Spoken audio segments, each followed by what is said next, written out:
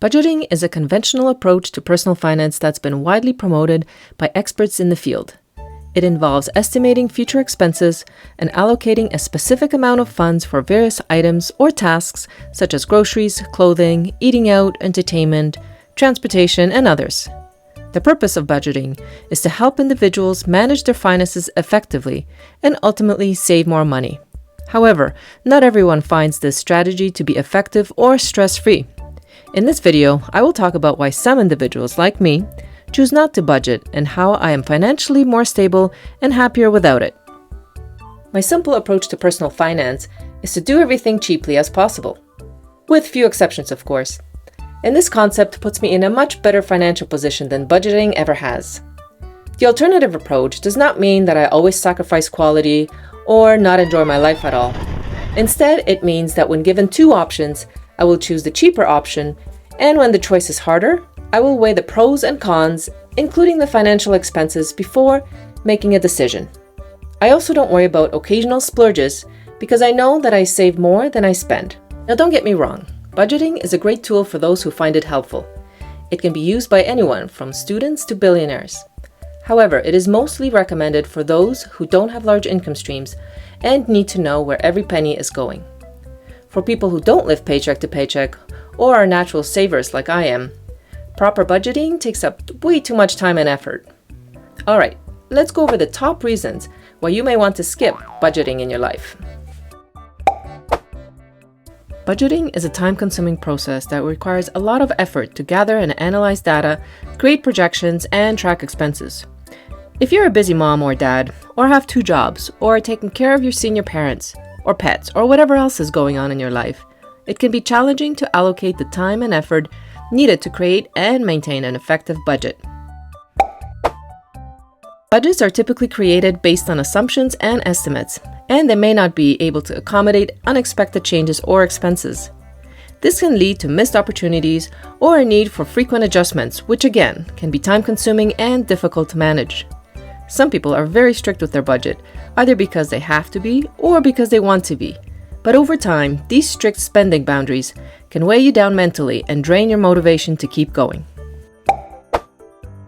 Budgeting can create stress and conflict within a household. For example, when resources such as money or time are limited, people have different ideas on how the money should be spent or split up. One partner may want to splurge on something that is not in the budget, while the other may want to stick to the budget numbers as they are. No two people are the same when it comes to money ideas. We all have different spending thresholds. Setting unrealistic budget goals or failing to stick to them can create a stressful situation. If the budget is too strict, it can be difficult to maintain and lead to feelings of failure and disappointment.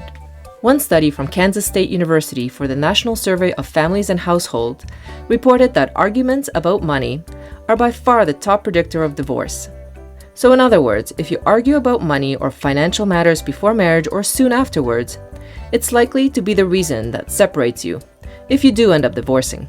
So now you're probably thinking, what can I do to help increase my savings rate and wealth, if not using a budget? Well, here are some alternatives that you can implement right away. Automated savings. Set up an automatic transfer of a fixed amount from your checking account to a savings account or investment account each month. This can help you save without having to think about it. The money is gone before you're tempted to spend it on something that you don't need. But how do you determine how much to save? For me, the answer is simple: as much as I can.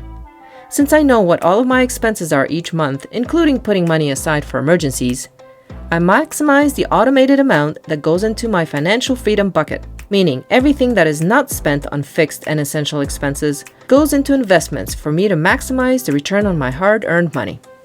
Review your spending habits a few times a year and identify areas where you can cut back.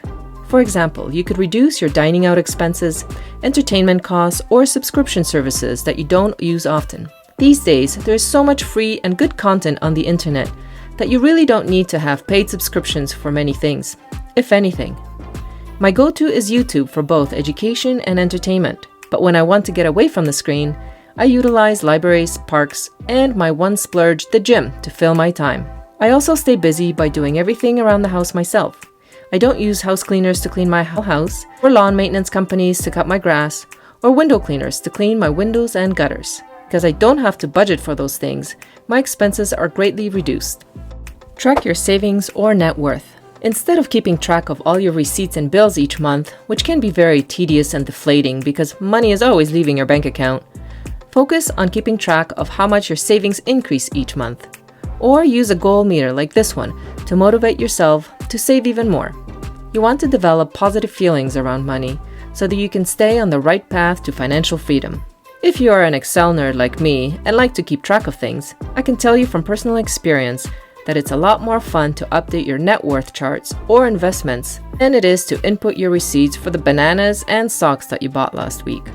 I understand that budgeting may work for some, but I believe it's possible for anyone to achieve financial stability and happiness without it. It requires a frugal mindset and the willingness to spend less. It's that simple. I have personally never used a budget. For me, keeping track of my dividend payments and seeing them grow over the years is what motivates me the most to spend less, save more, and keep investing.